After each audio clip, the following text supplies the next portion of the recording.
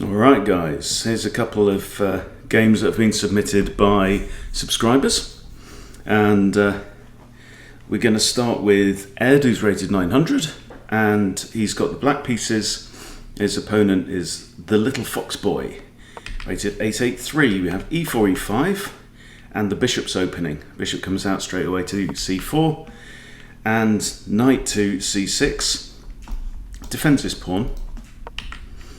Now the queen's coming out, so an early checkmate threat on f7, so we've got to defend against that. Knight to f6 is obvious, just breaks the queen's line there. And we have two pieces developed each.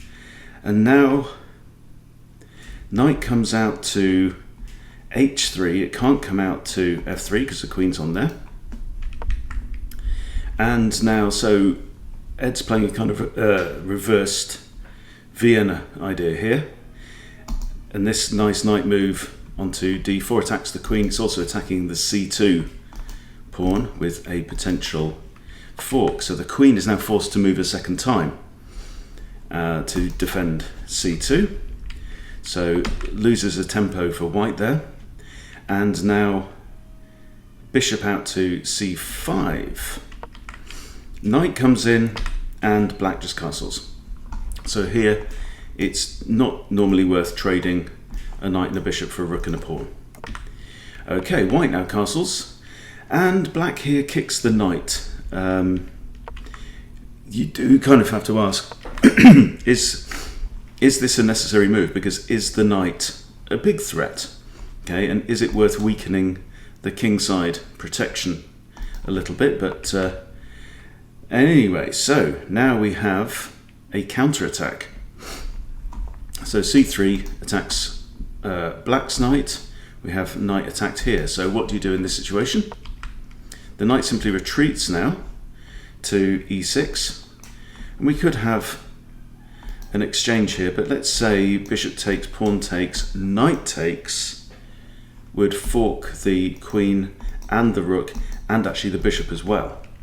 So that's not ideal, but instead of that we have knight takes. Now white here I think made an error, because now simply d takes, and we have the queens now looking at each other, and bishop takes is not so much of a threat. Well, it's not playable now.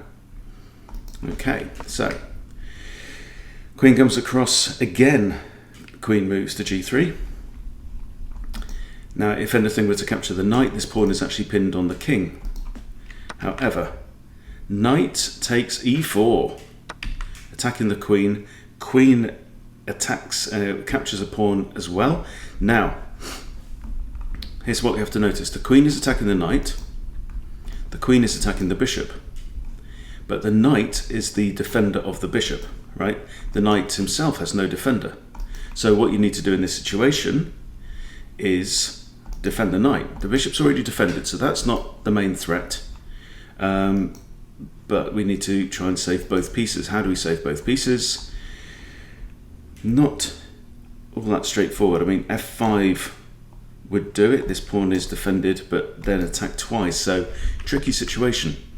Now black here pulls the bishop back, but leaves the knight hanging. So the knight is lost. We're down a piece. Now a6 is played, maybe kind of preparing b5 to kick the bishop. White now plays d4, and we have f5, attacking the queen, but here again, this pawn is defended only once. However, yeah, so bishop could take the pawn, because it comes with check. So black would have no time to capture the queen in this instance. Bishop does take the pawn, bishop takes, queen takes with check. Now the king is forced to move to h8. So, situation. Both sides are castled. Black's pawns are in some disarray, although black actually has a development lead here. White only has the queen out in the board. Black's rooks, well, the queenside pieces are all undeveloped, and this rook is not yet in the game. Black can get his remaining pieces into the game pretty easily, and this bishop's actually pretty strong right now. So we have rook to e1. Now queen h4, so there's an immediate threat here of queen taking on h2. So we have h3, and now rook a to e8. So here we have the possibility of trading the queen for 2 rooks, and that's generally okay. Yeah, and that is indeed what we get. Okay, so now white is actually up, significantly up in material here. Okay, so black has a queen and a bishop. So basically a queen for 2 rooks and a knight. So it's not looking great for black right now, although he does have the only queen on the board. King there is forced. And now the bishop comes out, plugging this hole in the pawn chain. f4 kicks the bishop. And the rook now comes back to pin the pawn. So now pawn can't take because rook takes queen. Now g5 solidifies the pawn chain, though this queen is starting to run out of space a little bit there. And the bishop moves, not necessarily forced, but as soon as the queen moves, the bishop would have to move queen down to h5. f3, and now black pushes on, trying to break through, but of course this pawn is attacked twice, so the queen can't recapture, pawn takes, and now queen h4. So maybe the queen's looking to come in here, maybe push the pawn. Exciting times. Bishop takes pawn, bishop takes bishop, and now rook takes. This will allow the queen onto the back rank, potentially. Okay, we come to the back rank with check. Rook blocks. Queen to e2. So now looking at this pawn here on b2. Rook comes down with check. And king to g6. Now, white is in a position here to capture the pawn, but then what happens if queen takes b2? Surely the rook's going to fall. There's no real way to defend that rook. So the knight has to come out. Now the queen takes b2 anyway. Okay, so this pawn is still hanging, but white's now defended the rook, doubling up the rooks on there, but the knight falls. Now we have a check. King has to move up. Another check, but this is a blunder. Simple blunder. Okay, what am I undefending if I make that move? Very simple. King takes rook, and yes, a pawn takes, but it's going to be over fairly soon. However, white does have some chances. He's got a nice passed pawn here, so black has to be pretty careful. What we want to do is we want to eliminate this pawn, eliminate the rook if we can. So now there is a check. If the queen goes here, yep, the queen goes there, check, pushes the pawn, pushes the pawn. So we're now only a couple of moves away from promotion. This pins the pawn to the rook. So now if pawn moves, queen takes, but then white would actually get a queen as well. So a slightly unusual choice here by pushing the pawn. Now the king comes back. Wow, okay. White pushes another pawn. I really think this was pretty much forced. So at this point, if the pawn had pushed, this queen is now pinned, right? So the queen would be forced to take the rook, then white would get a queen and would have a 2-pawn advantage. But it's still black's turn to move. However, white pushes h4, black pushes h5, white pushes g5. Now the queen just slides across here, but even so, still, if the pawn pushes, queen can't capture because it would put black in check. Again, white doesn't see that move. Okay, now the king steps up to f5, breaking this pin. So now the pawn cannot move because queen takes pawn. Check, king moves back, grabs a pawn. Okay, here black grabs the pawn on a2. I would probably have captured the d6 pawn because it's the biggest threat right now. King moves forward, now pushing with a pawn. Okay, finally d7 is played and we have check. Okay, so this is a nice fork. So checking the king and also attacking the pawn at the same time. Well played, and we grab the pawn. Pawn pushes forwards. Hoo-hoo. Okay, So now at this point, we really want to eliminate the rook if at all possible. Pawn pushes forwards. Now you're looking for forks on the king and the rook, if possible. And there is one here. Queen d2 comes with check and also hits the rook. Okay, we don't spot that one. Queen c6 at least comes with check. And here again we have Queen b6 would also hit both king and rook, but instead they take the pawn. Rook takes pawn. Now it should be a fairly straightforward finish. We have more checks. So here again, need to be looking out for these forks. Okay, so queen here to c5 would also have won the rook. Check. Check again. Check again.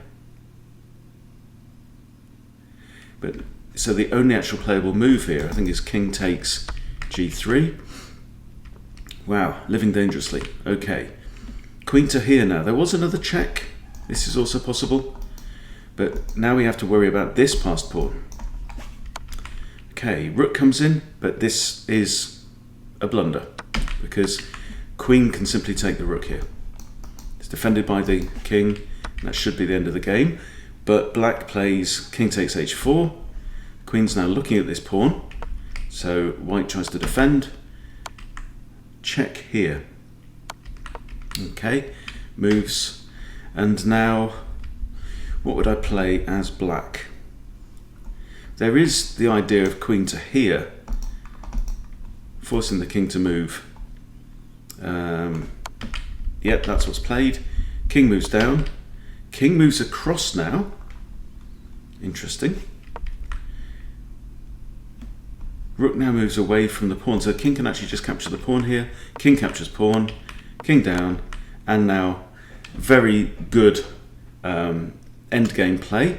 Grabs the rook. The king can't actually recapture at this point in time, but even if the king could recapture, this pawn should be safe now, and that will be the end of the game pretty soon. Okay, and here white actually resigned. So for Ed and anyone around the 900 mark, there's a few tips in there of how you can just polish, increase the pressure, and just generally improve move selection there. Let's move on to game number 2. Okay, this one is by Hops09, who's rated over 1,000, playing somebody rated in the 1100s. So we have e4 with the white pieces, and we have a Sicilian, open Sicilian, knight to f3, knight comes out, and now d4. So this is all book. Now at this point, really, the standard move is c takes d4 and then knight takes d4. But instead, black here pushes b6, kind of defending this pawn. But that allows d5, hitting the knight and winning a tempo here. Knight now moves to the side of the board on a5, and we have c4. So that helps defend the d-pawn. The pawn is also defended by the light square bishop. d6 is played, and now knight to c3, very natural developing move. Now we're in a situation where the bishops come out. We have two attackers on this pawn, one defender, but it's not too hard to to add another defender. However, white, I think, misses the threat here. I think b3 would have been quite straightforward. Okay, but here black also misses the fact that he's got an overwhelm on this pawn, so could simply have won the pawn there. I think knight takes would have been fine, even maybe bishop takes with a threat of exchanging bishops. Bishop now to d3, preparing to castle, and e6 is played. So we're ignoring this because we can recapture with the pawn there, and white castles. Now e5. So we have a situation where we have a lot of deadlock in the middle of the board, okay, and that plays into the hands of the knights. This makes knights stronger and bishops weaker. If you look at this light square bishop in particular, doesn't have much to go at. This guy also really just can't make any progress up the board either. a3 is now played, still ignoring the fact, or missing the fact, that we have effectively a hanging pawn, and the knight now retreats. Now, good move. Queen to a4. Okay, comes with check and is also hitting the bishop. Bishop can't block here, it just gets captured, still with check. So queen blocks. Queen takes bishop, knight out to f6, and now here the bishop starts to improve itself. Now it has some lines, and this would be very dangerous because pins the queen on the king. There's no way to block other than to push the pawn, but then bishop takes pawn, and we've still got the same problem. So the queen is forced now to move. Now the bishop comes in with check anyway, and the king must move. So goodbye castling rights for black. Bishop into c6, nice aggressive play. Here hitting the knight, threatening bishop takes knight, queen can't recapture. Also the knight is pinned, but the knight moves and the rook falls. Rook is undefended. Knight comes in now. So this is a really good use of making your pieces mobile and coming in for the kill. Okay, bishop to g7. Now black still can't castle and has an important piece here still unused. Knight takes a7. This is great. So this is threatening queen to c8, checkmate. What do we do? Misses it completely. Queen to c8, check and mate. There you go. Really, really nice attacking game there from Hops. Yeah, a couple of very interesting games. I hope these have been useful for you if you're around the 900,000 mark. Yeah, some good inspiration there. Nice attack on this one. Yeah, very enjoyable. Thanks for sharing, as always. Thank you for watching. Please subscribe to Chess Bootcamp if you haven't subscribed, and I'll see you soon.